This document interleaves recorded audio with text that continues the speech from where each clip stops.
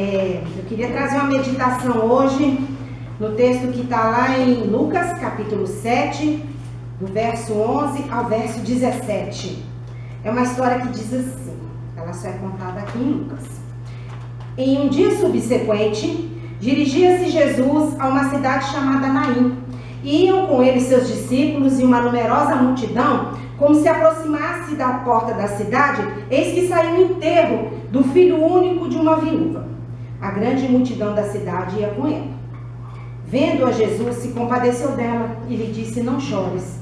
Chegando-se, tocou o esquife e, parando os que conduziam, disse: jovem, eu te mando, levanta-te. Sentou-se o que estivera morto e passou a falar. E Jesus o restituiu à sua mãe. Todos ficaram possuídos de temor e glorificavam a Deus, dizendo: grande profeta se levantou entre nós. E também Deus visitou o seu povo. Essa notícia a respeito dele divulgou-se por toda a Judeia e por toda a circunvizinhança. É assim, Jesus fazia esses milagres e a notícia corria toda a Judeia e assim o evangelho era divulgado. Jesus veio para proclamar a salvação, o arrependimento e a salvação, não para fazer milagres. Mas eles eram parte, era uma ferramenta parte da exposição dessa palavra.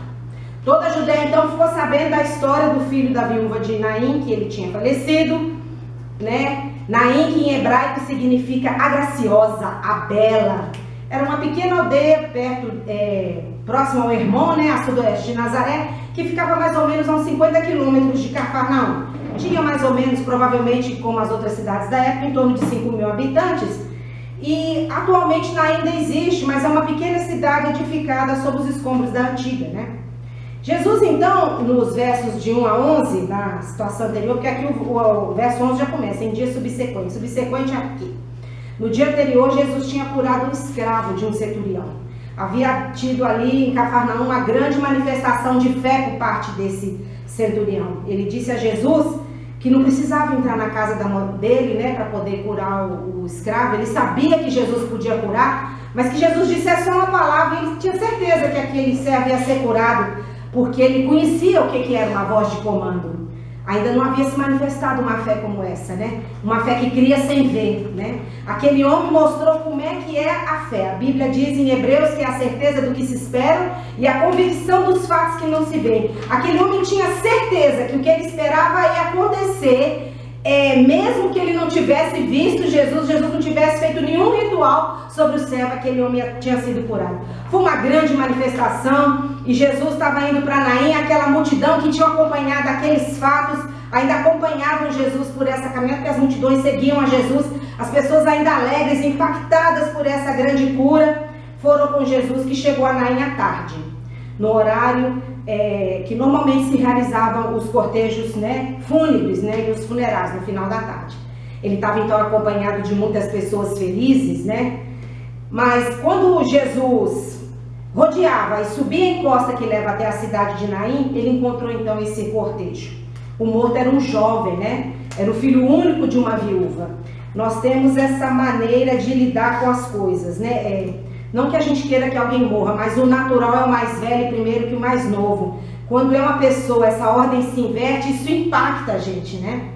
De um lado, então, nós temos uma multidão alegre, né, que presenciou o milagre de Jesus na cidade de Cafarnaum, e de outras pessoas ainda chocadas, né, parentes e amigos com a morte de um jovem, do filho da viúva, né?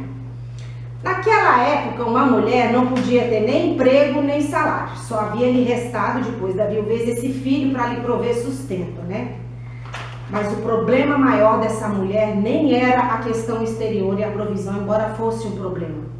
Agora essa mulher estava exposta à solidão e à miséria financeira, emocional e espiritual. Ela havia perdido o marido e agora os filhos.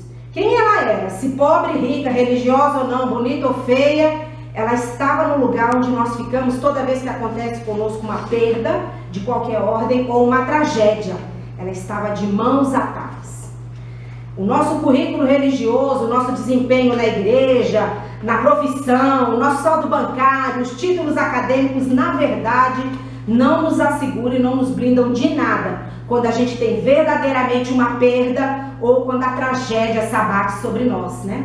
a perda de alguém querido, a morte de alguém querido, a perda de um emprego, de uma promoção, do status, quando a gente é exposto à vergonha por algum motivo, quando a gente fracassa. A morte, quando bate a porta, coloca todos no mesmo lugar, mesmo que seja a morte dos nossos sonhos. Um lugar de absoluta insignificância diante da soberania de Deus, diante do autor da vida, o único que pode dar vida, pode tirar a vida e, se ele quiser, pode devolver de novo a vida. Os moradores da cidade ficaram então muito comovidos, né, ao tomar conhecimento da tragédia que se desenhava, e logo se juntou muita gente, né, como disse, abalada pela morte do jovem filho da viúva e ainda tocada por seu próprio destino, né, o destino dela que se desenhava. E Jesus sabia o que se desenhava, Jesus sabia o que se desenhava no futuro de uma mulher desamparada, sem pai, sem mãe, sem maridos e sem filhos, né? Jesus, ao ver, então, se moveu de íntima compaixão. Ele, num lance de mestre, viu além daquela situação e ele olhou para a viúva, né? Ele olhou para aquela mulher. Essa passagem nós vemos, porém, algo bem comum. Nós vemos que o próprio Jesus, tomando a iniciativa, ele olhou e foi de encontro àquela mulher.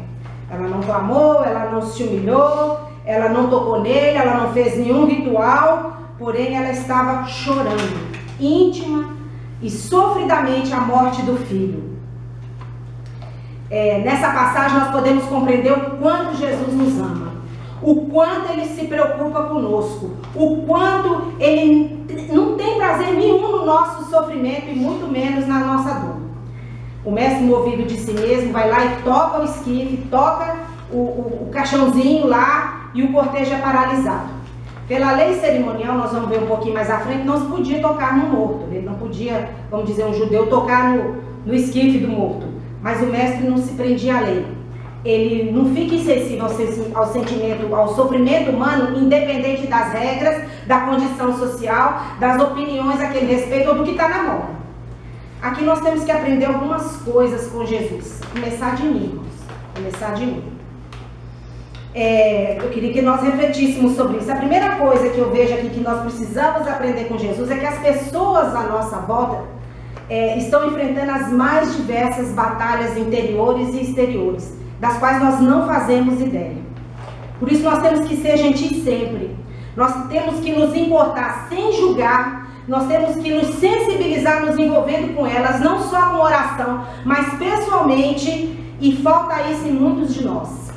Falta misericórdia, falta tolerância, falta compreensão. Jesus olhou para aquela mulher e se compadeceu intimamente. Jesus compreendeu a dor dela. Jesus compreendeu o cenário que se desenhava diante dela.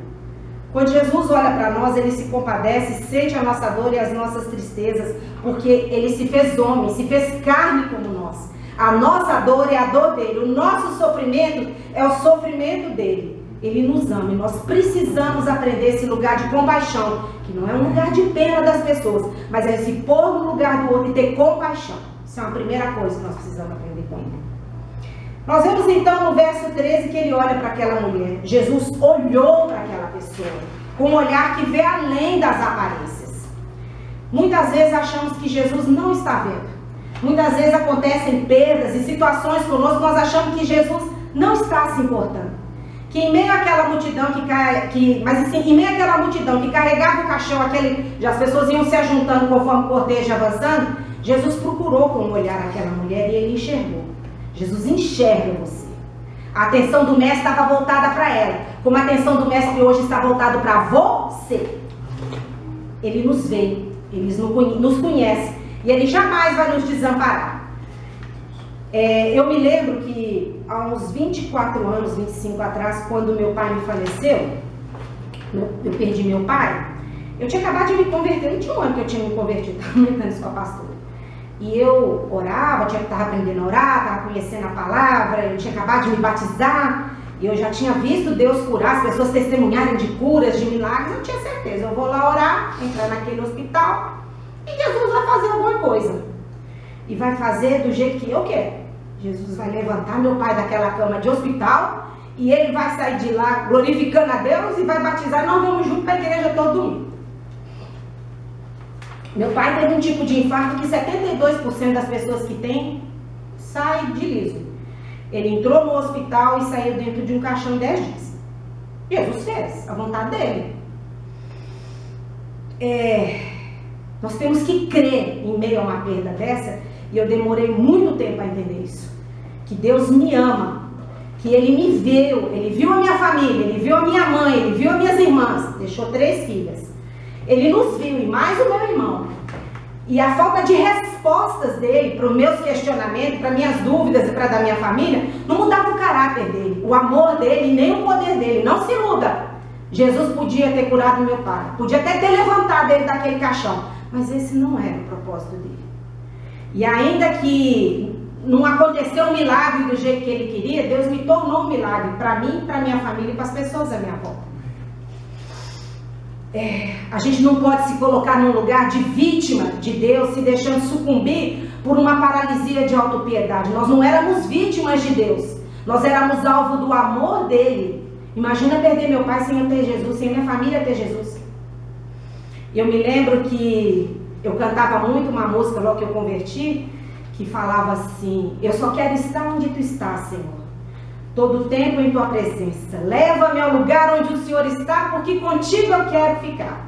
A gente é assim, aquela fé animada, aí Deus não faz o que você quer, rapidinho você muda o corinho, e que tudo mais vá para o inferno. Nós estamos rindo de nós mesmos, nós somos assim. Deus não precisa se explicar. Vamos pôr as coisas nos devidos lugares. Ele não tem que se justificar e dar resposta às nossas perguntas. Eu não soube naquela época, eu não sei agora, e talvez eu nunca vá saber, porque quando eu encontrar meu pai agora, se Deus permitir que isso aconteça, vai ser tanta alegria, tanta abundância da presença de Deus, que isso não vai ter a menor importância. Não esqueça que foi Deus quem criou você, e não o contrário. E ele não precisava disso. Deus não estava com uma crise de solidão, de autopiedade, precisando de companhia. Deus fez isso porque Ele nos ama. Ele tem um significado para mim e para a sua vida, para as pessoas à sua volta. Ele tem um significado para a sua família. Ninguém vem nesse mundo à paisana. Nós viemos aqui porque Deus nos ama e quer fazer de nós, as pessoas à nossa volta, alvo desse amor. Pare de pensar só em você mesmo. Deixe Jesus mostrar o que existe à sua volta. Existe um mundo e vida à nossa volta. A terceira coisa que a gente pode aprender com Jesus é que disso costuma vir as explicações. Mas eu não consigo escutar Jesus. Mas Deus não fala comigo. Mas por que Deus não se manifesta? Perdi as contas de quantas vezes eu falei isso para mim mesma para justificar minha autopiedade. Eu já perdi as contas de quantas pessoas eu já ouvi falar isso, para mim e para si mesma. Especialmente depois que a gente faz alguma lambança. No meu caso, quando eu faço uma lambança financeira, então que os boletos começam a chegar, pense no desespero. E aí, Jesus, e agora? Por que o Senhor não fala comigo? Não é? Só que isso não é verdade. Ele fala. Ele jamais deixa de falar com a gente. Ele sempre tem e terá uma palavra para nos fortalecer, nos orientar. Se perguntarmos, Jesus responde. As lutas podem ser difíceis, as mulheres enormes, os medos maiores ainda, mas Deus sempre vai falar com a gente com voz suave, não vai falar com dureza não, não vai falar que nem eu não, Ele vai falar de um jeito que você entenda, que acalente o seu coração. O Cordeiro de Deus sempre falará com voz mansa e suave ao nosso coração. E Ele muitas vezes vai usar as pessoas para fazer isso. Ele sempre vai continuar usando as pessoas para fazer isso. Ele vai usar você mesmo para falar isso para outras pessoas. Ele vai sempre usar a palavra dele.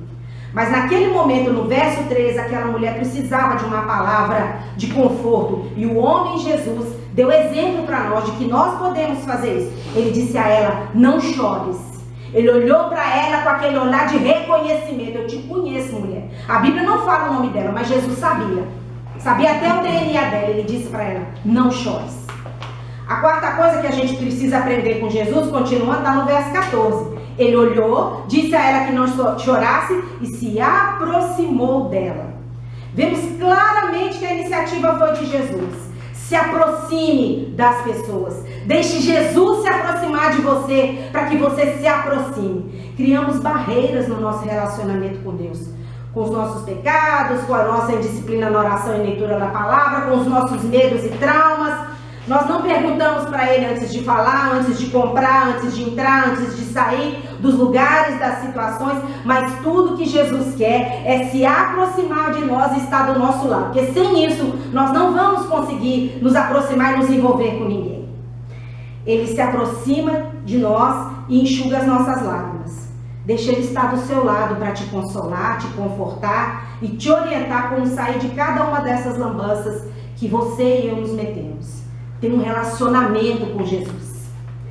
A última coisa que eu vejo aqui que nós precisamos, das muitas, né? Eu elenquei essas 5, mas há muitas coisas que nós precisamos aprender com a natureza de Jesus. Mas a última está no próprio verso 14. Chegando-se então, tocou o esquife, né? E os que o levaram, né? Levavam esse esquife, pararam. E disse: jovem, a ti te digo, levanta-te. E o defunto assentou-se e começou a falar. Chegamos então aqui ao ápice da nossa narrativa, né? Jesus parou o cortejo e levantou o morto. Ontem a pastora deu uma palavra tremenda, tremenda, tremenda. No evento que nós fomos, no culto que nós fomos. E uma das coisas que me marcou foi quando ela disse como é que aquela mulher do fluxo de sangue ia se esgueirar por meio daquela multidão, porque tudo que ela tocasse tornava impuro. Sem tornar impuro aquelas pessoas e tocar em Jesus para ser curado. Como é que Jesus toca? Ele era um judeu. Como é que ele toca o esquife e se torna impuro? Nos corações a gente já podia ouvir as murmurações, né? Como pode um judeu tocar um morto? Irmãos, eu fiquei lendo esse texto, eu queria tanto me identificar, me reconhecer na pobre viúva, pobrezinha. Me reconhecer até no defunto era melhor, tá morto, coitado, Jesus vai ressuscitar. Mas a verdade é que aquela multidão, principalmente a multidão zelosa da lei cerimonial, que dizia que não podia tocar no morto, essa multidão é que era igual a minha, com ela que eu me identifiquei mesmo. Com o passar dos anos de uma vida religiosa na igreja, sem um relacionamento vivo e comprometido com Deus, sem conhecimento da palavra, sem a submissão à verdade da palavra e dos mandamentos de Deus, sem se importar e se relacionar de verdade com as pessoas, como isso pode nos tornar religiosos rapidamente e a gente nem percebe. Quando se acorda já passaram mais de 20 anos.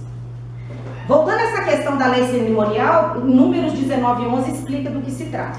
Números 19:11 diz assim: aquele que tocar em algum morto, cadáver de algum homem, imundo será.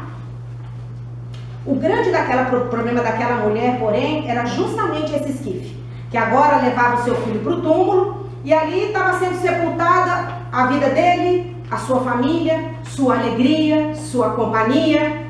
Mas o mestre mostra que ele é senhor da lei, da vida e da morte. Jesus ordena e o morto se levanta. Caiu por terra a impureza. Quando ele cura aquela mulher, caiu por terra a impureza. O mestre carinhosamente não só cura, toca no esquife. Jesus nunca vai na periferia das coisas. Jesus mete a mão e vai lá dentro. Ele vai no profundo e no escondido. Ele pega aquele rapaz e conduz ele até aquela mãe. Aleluia! O mestre então conduz aquela mulher. E aí eu pergunto a mim mesmo e a você: em qual área da minha e da sua vida Jesus precisa tocar tão profundamente? O quão preparados nós estamos e dispostos, realmente querendo uma mudança de vida, deixar que Ele toque profundamente, nos conduza à vida, nos conduza de verdade àqueles que nos amam. Não impeça de tocar onde é preciso. Entregue sua vida para Ele integralmente e confia somente no seu poder, na sua graça e no seu amor, que se aperfeiçoa justamente na nossa fraqueza, no estado em que eu e você estamos. Aquele dia ficou marcado na história da pequena cidade de Naim e para todo o povo de Israel. Irmãos, o mundo precisa saber, você precisa saber, que todo aquele que crê em Jesus, com certeza, ainda que esteja morto, viverá. Muito obrigado, Jesus, por essas verdades que são dolorosas muitas vezes, porque nos desmascaram, mostram a nossa feiura, a nossa frieza, a nossa morte, Pai, muitas vezes emocional.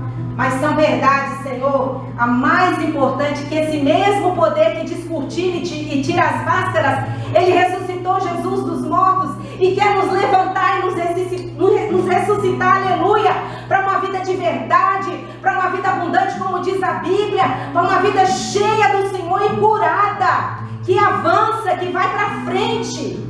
Muito obrigada por isso, Senhor.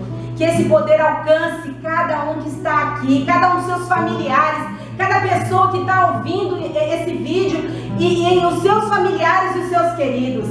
Que a verdade da ressurreição do Senhor nos levante e a gente possa viver para uma vida de verdade. Porque quem crê no Senhor, ainda que esteja morto, viverá. Amém, Senhor.